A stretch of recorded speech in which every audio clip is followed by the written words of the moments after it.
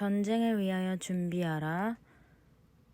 2장 두 번째 파트 시작합니다. 지난 영상 3편에서 언약의 자녀인 레베카의 어린 시절에 대해 얘기하던 도중에 끝났어요. 레베카는 어릴 적에 교회에 다녀와서 자주 아빠께 통곡하며 교회에 악한 게 있는 걸 느꼈다고 했어요. 교회 회의 참석한 뒤에도 다음날엔 몸이 아팠고요. 하지만 레베카의 부모님들은 무슨 일인지 이해하지 못하셨어요. 10대 때 제가 방황하던 시절에는 저와 부모님들은 주님과의 언약을 잊고 살았어요. 하지만 하나님께서는 그때도 잊지 않으시고 언약을 지키셨어요. 제가 26살 되던 해에 전 드디어 제가 어린 시절부터 속했던 공동체와 연을 끊고 처음으로 집을 떠났고 의과대학에 다니기 시작했어요. 큰 대학 캠퍼스에 살게 된 전 많은 기회들이 주어지는 환경에 들떠 있었고 무엇이든지 도전해볼 생각이 있었어요. 하지만 하나님은 제 부모님들과의 언약을 기억하셨고 학교 첫 주에 주님의 강력한 손길 때문에 저는 너무나 괴로웠어요. 주님과의 관계가 틀어졌다는 것을 깨달았지만 어떻게 해야 할지 몰랐어요.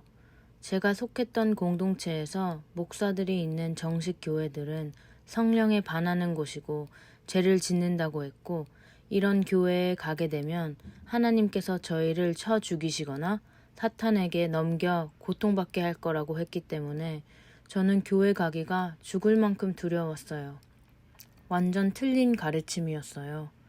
하지만 전 확신이 안 섰었고 교회에 가는 게 너무나 겁났어요. 드디어 2주를 시달리다가 제 두 룸메이트들에게 저와 교회에 가달라고 물어봤어요. 그들은 교회 가는 것을 두려워하지 않았어요. 그 두 명도 다 교회에서 자랐거든요. 둘 다 크리스천이 아니었어요. 마침내 저희는 작은 캠퍼스 미니스트리에 갔어요. 주님께서 저를 쳐서 죽이시지 않으셔서 안도했어요. 목사님과 대화를 나눴을 때도요.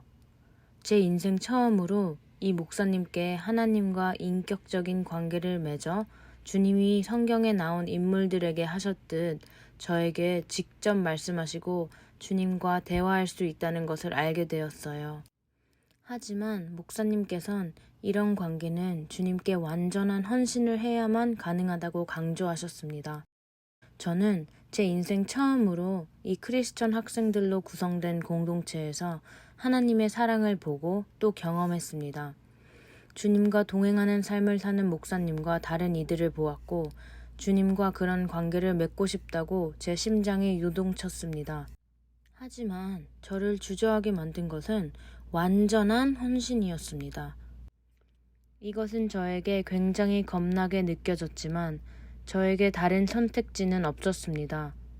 마침내 전 더 이상 안 되겠다 싶어 종이를 가져와 제 인생의 모든 범위들을 적었습니다. 제 커리어, 가족, 사랑하는 사람들, 제가 어디에 살지, 어디서 일할지, 친구는 있을지, 제 몸, 제 평판, 그리고 가장 어려운 범위였던 평생 결혼은 할 수 있을지 이 모든 것을 주님께 맡깁니다. 저는 사인을 하고 날짜를 적었습니다. 전 이런 헌신을 하면 제가 번개에 맞고 넘어져 얼굴을 땅에 박거나 방언을 할 거라 생각했습니다. 제가 읽었던 모든 책에서 그랬거든요. 하지만 아무 일도 일어나지 않았어요. 전 아주 큰 헌신을 했으니 주님이 보답으로 저에게 기적적인 일들을 보이실 거라 생각했지만 주님은 그렇게 하지 않으셨어요. 전 너무 큰 충격을 받았어요. 크리스마스 방학 2주 동안 금식하며 울었어요. 주님과 1대1 개인적인 친분이 있고 싶다는 거 외엔 보이는 게 없었어요. 제 부모님들은 너무 속상해 하셨고 제가 학업에 대한 스트레스 때문에 미쳤다고 생각하셨어요. 부모님은 제가 무슨 소리 하는지 단순히 이해하시질 못하셨어요. 방학 끝나기 이틀 전 저는 학교 캠퍼스로 돌아갔어요. 전 공동체 목사님께 가서 이 일을 말씀드렸어요. 이렇게 헌신을 했는데 주님이 한 번도 저에게 말씀하시지 않으셨고 달라졌다고 느낀 것도 하나도 없었다고요. 목사님은 웃으시기 시작했어요. 하나님은 하나님이셔. 하나님은 하나님이 원하시는 대로 일하신단다. 각 사람의 인생에 다 다르게 일하시지. 넌 주님께 너를 주님의 성령으로 채워달라고 요청했고 또 주님께 완전한 헌신을 하기로 약속했지? 이제 가서 무릎 꿇고 믿음으로 주님께 언약을 지켜주셔서 감사하고 주님이 원하시는 대로 일하셔달라고 요청하렴. 그리고 주님이 어떻게 너의 인생을 바꾸시는지 보게 될 거야. 전 그 목사님의 지혜를 주님께 감사합니다. 목사님이 말씀하신 대로 전 하였고 3주 안에 전 다른 사람이 되었습니다. 첫 번째 변화는 제가 하나님의 말씀이 너무나 읽고 싶고 공부하고 싶어졌다는 것입니다. 인생 처음으로 전 성경을 끝까지 다 읽었습니다. 곧 주님께서 제 인생에 많은 기뻐하시지 않는 부분들을 저에게 알려주셨고 한 달 뒤 저는 주님께 완전한 헌신을 하겠다고 약속했습니다. 주님은 저에게 처음으로 말씀하셨고 이것에 대해선 7장에서 주님 음성 듣기에 대해 말할 때 더 깊이 다룰게요. 주님은 저에게 처음으로 말씀하셨고 그 뒤에 저와 주님의 관계는 빠르게 가까워졌습니다. 주님께 모든 것을 헌신하기로 한 뒤 강력한 감정적 경험과 방언을 하게 될 것이라는 제 기대는 중요한 점을 제기합니다. 특히 이 마지막 때에 사탄은 성령의 선물들 또는 성령의 세례 이것들을 통해 공격합니다. 보통 은사주의자들은 십자가 없이 능력만 원합니다. 안타깝게도 그들은 감정적인 경험들에만 집중합니다. 근본주의자들 또한 십자가는 원하지 않고 그들은 능력은 우리가 사는 오늘날을 위한 것이 아니라고 생각합니다. 이 두 가지의 입장들은 다 맞지 않습니다. 인류에게 항상 있어왔던 문제이고 미래에도 계속 문제될 것은 하나님은 하나님이시라는 겁니다. 하나님은 우리가 답할 수 있는 분이 아니시고 그를 어떤 방법으로도 컨트롤할 수 없습니다. 우린 주님이 역사하셔야 할 거라 생각하지만 우리 생각과 달리 주님께서 아무것도 하지 않으셔도 됩니다. 성령의 선물들도 우리가 원할 때 우리가 고르는 대로 받는 게 아니라 성령님이 주시는 것이고 선물이고 성령님이 원하실 때 원하시는 대로 쓰입니다. 하나님이 그렇게 허용하실 때만 사용되는 것입니다.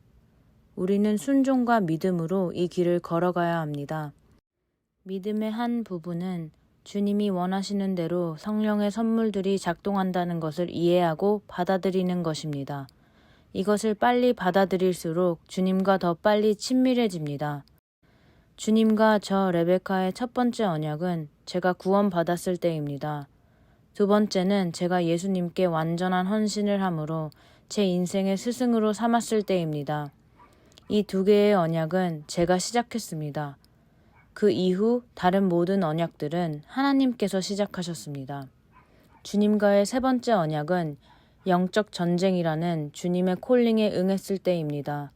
주님께서 저에게 명령하셔서 전 일레인을 사탄 숭배자들의 공격으로부터 보호하려고 저희 집으로 데려왔습니다. 주님이 저희를 보호하시고 난 뒤 일레인 속에 있는 악한 영들과 전쟁이 시작되기 전 짧은 기다림의 시간이 있었어요. 그때를 상기시켜 보니 그 전쟁을 시작하기 전 주님과의 새 언약이 필요했었어요. 하나님께서 여호수아가 여리고성을 무너뜨리기 위해 요단강을 건너기 전 그와 했던 언약처럼요. 제가 이 새로운 언약에 대해 결정할 그 2주 정도의 시간 동안 하나님께서 악한 세력들을 붙들고 계셨어요. 그 시간 동안 주님께서 저에게 언약하고 싶으시다고 얘기하셨어요. 그 언약의 조건은 1번, 제 인생을 주님께 드려서 하나님이 원하시는 방법대로 사탄과 그의 악한 영들을 대적하여 싸우는 것이고 2번, 이것은 아주 비싼 값을 치러야 한다는 것을 이해해야 한다는 것입니다. 커리어, 가족, 모든 친구들, 소중한 모든 것들을 잃게 될 것이란 것, 또한 육신적으로, 감정적으로 고통을 받을 것이란 것이요. 하나님은 내 편에서 나와 함께 하시기로 약속하셨고 하나님께서 나와 개인적으로 깊은 관계로 들어갈 것이라고 하셨습니다. 이 관계는 내 인생에서 다른 방법으로는 절대 가능치 않다고 하셨습니다. 이번 영상은 여기까지 하겠습니다. 다음 영상도 기대해 주세요.